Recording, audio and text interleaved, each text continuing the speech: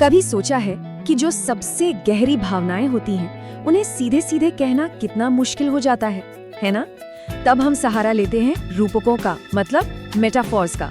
तो आज हम 15वीं सदी के एक महान संत कवि रैदास, उनकी एक कमाल की कविता के जरिए भक्ति के असली मतलब को समझने की कोशिश करेंगे। उन्होंने ईश्वर से अपने रिश्ते को समझाने के लिए कुछ बहुत ही गहरे मेटाफॉर्स का इस्तेमाल किया है। कविता की शुरुआत ही आप देखिए कितनी जबरदस्त है। प्रभु जी तुम चंदन, हम पानी। अब ये सिर्फ एक लाइन नहीं है, ये अपने आप में एक सवाल भी है कि भाई कोई उस रूहानी जुड़ाव के बारे में कैसे बताए जो हर जगह, हर कण कण में महसूस होता हो। रैदास इसका जवाब हमें एक एक करके कई खूबसूरत मिसालों से देते हैं। तो आइए इस सफर पर आगे बढ़ते हैं और देखते हैं। तो रैदास की कविता का जो पहला पड़ाव है वो है परमात्मा में विलीन हो जाने का भाव। देखिए, ये सिर्फ मिलना नहीं है, ये उससे कहीं ज्यादा है। ये है भक्त की अपनी पहचान का ईश्वर में पूरी तरह से घुल जाना, एक हो जाना। और पहला रूपक आता है चंदन और पानी का। रैदास कहते हैं, हे प्रभु, अगर आप चंदन हैं तो मैं पानी हूं।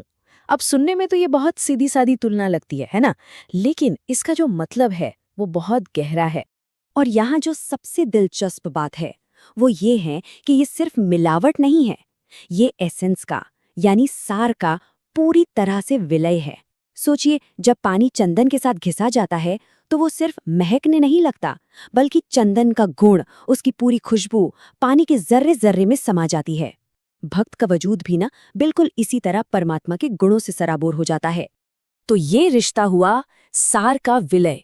जैसे चंदन और पानी मिलकर एक हो गए, भक्त का अपना कोई अलग वजूद रहा ही नहीं, वो तो बस ईश्वर की सुगंध में ही समा गया, उसी का एक हिस्सा बन गया। अच्छा, अब अगले रूपक पर चलते हैं जो इस घुल जाने वाले विचार को और भी गहरा बनाता है। और हाँ, इसमें आत्मत्याग का एक बहुत ही खूबसूरत भाव भी जुड़ जाता है। रैदास कहते हैं, प्रभु जी तुम दीपक, हम बाती। जरा सोचकर देखिए, रैदास के लिए भक्ति का मतलब है अपने अलग वजूद को ही मिटा देना ताकि वो उस दिव्य रोशनी का हिस्सा बन सके। और सबसे बड़ी बात, ये कोई दुख की बात नहीं है, बल्कि एक जॉयफुल एक्ट है। बाती को तो जलने में ही सुख मिलता है, क्योंकि जलकर ही तो वो रोशनी के साथ एक हो सकती है। तो अब हम भक्ति के एक दूसरे पहलू पर आते हैं जो इस विलय से, इस खुल जाने से थोड़ा अलग है। यहाँ बात एक हो जाने की नहीं, बल्कि एक लगातार प्यार भरी नजर से देखते रहने की है। मतलब भक्त हर पल बस अपने ईश्वर को निहार रहा है। और इसकी पहली मिसाल है बादल और मोर की। प्रभु जी तुम घन बन, हम मोरा। यानी प्रभु आप घने बादल हैं और मैं जंगल का वो मोर। और ये सिर्फ देखना नहीं है, ये ईश्वर की मौजूदगी पर एक एक्टिव, एक जबरदस्त खुशी से भरा रिएक्शन है। जैसे ही मोर घने बादलों को देखता है, वो खुद को नाचने से रोक ही नहीं पाता। बिल्कुल वैसे ही भक्त भी प्रभु का बस एहसास होते ही आनंद से झूम उठता है। अब इसी से मिलता जुलता एक और रूपक है जो एकटक, मतलब बिना पलक झपकाए देखने की बात करता है। जैसे चितवत चंद चकोरा। इस नजर की खासियत क्या है? इसकी एकाग्रता, इसका प्यार, इसका कभी न टूटने वाला ध्यान। कहते हैं कि चकोर पक्षी के लिए चांद के सिवा दुनिया में और कुछ मायने ही नहीं रखता। बस भक्त के लिए भी ईश्वर के सिवा कोई और मंजिल नहीं होती। उसका पूरा ध्यान बस वहीं टिका रहता है। तो ये दोनों रूपक मिलकर भक्ति की एक ऐसी तस्वीर बनाते हैं जो लगातार खुशी से भरी और एक अटूट नजर से पहचानी जाती है। ये एक ऐसा रिश्ता है जिसमें भक्त भले ही दूर से पर पूरी कंसंट्रेशन के साथ अपने प्रभु को निहारता रहता है। चलिए, अब इस रिश्ते की गहराई में एक और कदम आगे बढ़ते हैं। अब बात एक ऐसे बंधन की हो रही है जो इतना मजबूत, इतना जरूरी है कि उसे तोड़ा ही नहीं जा सकता। रैदास कहते हैं, प्रभु जी तुम मोती, हम धागा। यहाँ ईश्वर है मोती और भक्त है वो धागा जो उन्हें एक साथ पिरोता है।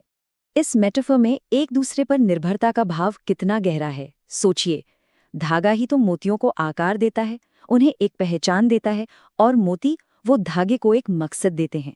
दोनों जब मिलते हैं तभी कुछ सुंदर और पूरा बनता है। क्या कमाल का कोएग्जिस्टेंस है ये। और जुड़ाव का जो अगला रूपक है वो बात करता है प्यूरिफिकेशन की और परफेक्शन की। जैसे सोने ही मिलत सुहागा। ये मेटलर्जी से जुड़ा एक बड़ा ही दिलचस्प रेफरेंस है। सुहागा यानी बोरैक्स सोने को सिर्फ जोड़ता नहीं है, बल्कि उसकी सारी कमियां, सारी खोट निकालकर उसे प्योर भी करता है, उसे और बेहतर बनाता है। तो मतलब ये हुआ कि ये रिश्ता सिर्फ बांधता नहीं, बल्कि एक दूसरे को निखार कर परफेक्ट भी बनाता है। तो इस तरह ये दोनों रूपक एक ऐसे बंधन की कहानी कहते हैं जो फंडामेंटल भी है और अनब्रेकेबल भी। एक तरफ इंटरकनेक्टेडनेस है और दूसरी तरफ एक ऐसा मिलन है जो निखारता है, जो प्योर करता है। और अब हम पहुंचते हैं इस पूरी कविता के क्लाइमैक्स पर, वो जगह जहां रैदास ईश्वर के साथ अपने रिश्ते की सबसे सीधी, सबसे साफ और अंतिम परिभाषा हमारे सामने रखते हैं। प्रकृति, तत्व, इन सब के इतने सारे रूपक देखने के बाद रैदास अपनी बात खत्म करते हैं सबसे सीधे, सबसे सरल मानवीय रिश्ते के साथ। वो कहते हैं, प्रभु जी तुम स्वामी, हम दासा। परमात्मा स्वामी हैं और भक्त वो एक समर्पित दास है। और यही है इन सभी मेटाफर्स का सार, उनका निचोड़। एक सरल लेकिन बहुत गहरी घोषणा, सेवा की और अपनी मर्जी से किए गए सरेंडर की। इसमें कोई कॉम्प्लिकेशन नहीं है, सिर्फ शुद्ध भक्ति और समर्पण का भाव है। तो रैदास की ये कविता हमें भक्ति के कई रूपों की एक यात्रा पर ले जाती है। कभी ईश्वर में घुल मिल जाने की, कभी उन्हें एक टक निहारने की और कभी एक अटूट बंधन में बंध जाने की। और ये सारी यात्रा आकर खत्म कहाँ होती है? इस अंतिम और सबसे बड़ी पहचान पर, संपूर्ण समर्पण की भक्ति। सच कहूं तो रैदास की ये कविता सोचने पर मजबूर कर देती है। 15वीं सदी के ये रूपक आज भी उतने ही गहरे और सच्चे लगते हैं ना? और ये हमें एक सवाल के साथ छोड़ जाती है कि अगर आज हमें अपने सबसे गहरे, सबसे मजबूत रिश्तों के बारे में बताना हो तो हम कौन से मेटाफर्स का इस्तेमाल करेंगे? ये सोचने वाली बात है जरूर। ચાલો આજે આપણે 15મી સદીના મહાન સંત રૈદાસની એક ખૂબ જ ઊંડી અને ભાવવાહી કવિતામાં ડૂબકી લગાવીએ। આ કવિતા ભક્તિ અને ભગવાન સાથેના સંબંધને કેટલાક અદ્ભુત ઉદાહરણો દ્વારા સમજાવે છે। ચાલો એને સાથે મળીને સમજીએ। આ કવિતાની શરૂઆત જ એવી છે કે સીધી દિલને સ્પર્શી જાય। પ્રભુજી તુમ ચંદન હમ પાની, આ એક જ લાઈન સમજી લો કે આખી કવિતાનો પાયો છે। ભક્ત અને ભગવાનના આ અતૂટ સંબંધને સમજવા માટે આપણી શરૂઆત અહીંથી જ થાય છે। તો સૌથી પહેલા આપણે એવા રૂપકો જોઈએ જે બતાવે છે કે કેવી રીતે ભક્ત અને ભગવાન એક થઈ જાય છે। ભક્તિની આ એવી અવસ્થા છે જ્યાં બંને વચ્ચે કોઈ અંતર જ નથી રહેતું, બધું એકાકાર થઈ જાય છે। સંત રૈદાસ જે પહેલું ઉદાહરણ આપે છે ને, એ એટલું સરળ અને એટલું સુંદર છે। તે ભક્ત અને ભગવાનના સંબંધની સુગંધને વ્યક્ત કરે છે। જો અહીં સરખામણી કેટલી સ્પષ્ટ છે। ભગવાન એટલે ચંદન અને ભક્ત એટલે પાણી। પણ આનો મતલબ શું? ચાલો એની જરા ઊંડાણથી સમજીએ કે આ સંબંધ ખરેખર કેવો છે। આનો અર્થ બહુ ઊંડો છે। વિચારો, જ્યારે પાણી ચંદનમાં ભળે ત્યારે શું થાય? પાણી પોતે જ સુગંધિત બની જાય છે। એની પોતાની અલગ ઓળખ રહેતી નથી। એવી જ રીતે ભક્ત જ્યારે ભક્તિમાં ડૂબે છે ત્યારે એ ભગવાનના ગુણોને, એમના સારને પોતાનામાં ઉતારી લે છે। ભક્તનું અંગ અંગ પ્રભુમય બની જાય છે। હવે એક બીજું અદ્ભુત ઉદાહરણ જોઈએ જે સીધું પ્રકૃતિમાંથી આવે છે, અને આ ઉદાહરણ ભક્તિના આનંદને બતાવે છે। અહીં પણ સરખામણી એકદમ જીવંત છે। ભગવાન ઘનઘોર વાદળ જેવા છે અને ભક્ત જાણે જંગલમાં નાચતો મોર। કલ્પના કરો એ દ્રશ્યની। આકાશમાં કાળા વાદળો ઘેરાઈ અને મોર કેવો ખુશીથી નાચી ઉઠે છે। બસ ભક્તની હાલત પણ કંઈક એવી જ હોય છે। પ્રભુના દર્શન માત્રથી એ પરમ આનંદમાં આવી જાય છે। તો આપણે વિલયની વાત કરી, આનંદની વાત કરી, હવે એવા ઉદાહરણો જોઈએ જે એક એવા બંધનની વાત કરે છે જે ક્યારેય તૂટી જ ન શકે, એકદમ અતૂટ બંધન। દીવો અને વાટ વિશે શું કહી શકાય?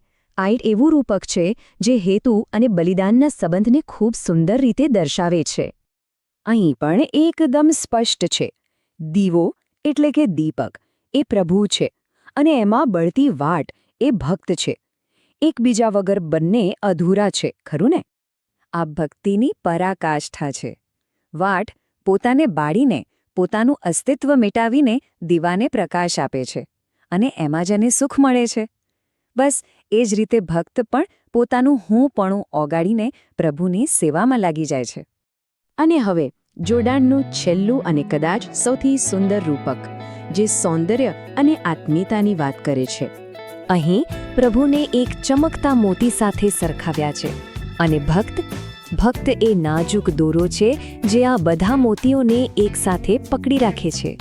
અહીં વાત ખાલી સાથે રહેવાની નથી, વાત છે એક થઈને કંઈક સુંદર બનાવવાની.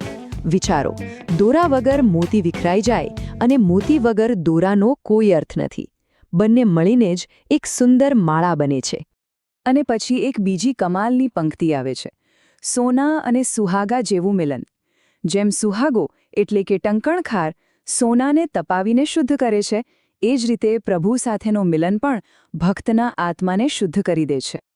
આ બધા રૂપકો પછી હવે આપણે કવિતાના સાર તરફ, એના અંતિમ નિવેદન તરફ આવી રહ્યા છીએ, જ્યાં બધી વાતોનો નિચોડ એક જ વાક્યમાં આવી જાય છે. ચંદન પાણી, દીવો વાટ, મોતી દોરો. આટલા સુંદર ઉદાહરણો પછી અંતમાં સંત રૈદાસ બધું જ એક સરળ સંબંધમાં બાંધી દે છે. તુમ સ્વામી, હમ દાસા. તમે માલિક છો અને હું સેવક. આ જ છે સમર્પણની ચરમસીમા. તો સંત રૈદાસની આ કવિતાની સફર પછી એક સવાલ મનમાં રહી જાય છે. આટલા બધા રૂપકો, આટલી બધી ભાવનાઓ, આ બધા પછી ખરેખર સાચા અર્થમાં સમર્પણ એટલે શું?